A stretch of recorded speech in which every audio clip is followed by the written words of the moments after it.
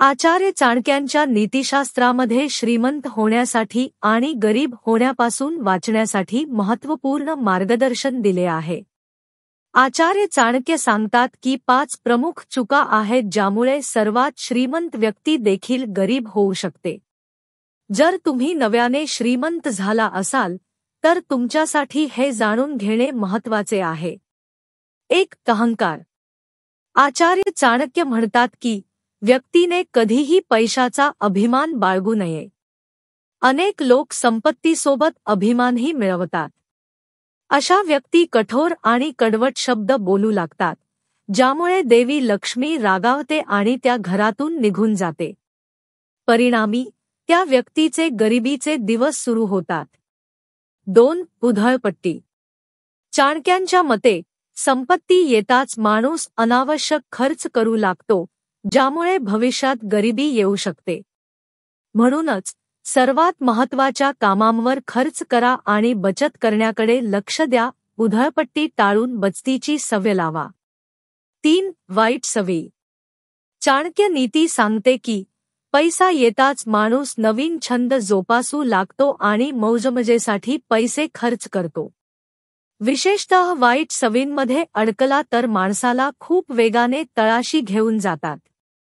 उदाहरणार्थ, अंमली पदार्थांचे व्यसन, जुगार आणि फसवणूक यासारख्या सवयींमुळे करोडपती व्यक्ती देखील गरीब होऊ शकतो. 4. कडू शब्द. पैसा मिळाल्यावर अनेकांच्या बोलण्यात आणि वागण्यात बदल होतो. चाणक्य नीतीनुसार देवी लक्ष्मी कधीही अशा ठिकाणी राहत नाही जिथे एखाद्याचा अपमान केला जातो आणि कठोर शब्द बोलले जातात.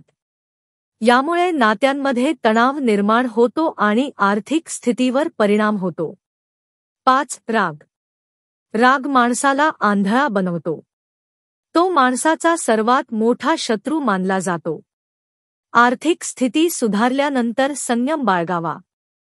रागामुळे नात्यांमध्ये फटके पडतात आणि व्यावसायिक निर्णयांवरही परिणाम होतो. संयम आणि नम्रता राखल्यासच दीर्घकाळ टिकणारी संपत्ती मिळवता येईल. विचारपूर्वक वागा आणि चाणक्यांच्या नीतिशास्त्राचे पालन करा. चाणक्यांच्या या शिकवणींमधून शिकून आपण आपल्या जीवनात अनुकरण केल्यास आपण आर्थिक स्थिरता आणि समृद्धी मिळवू शकतो.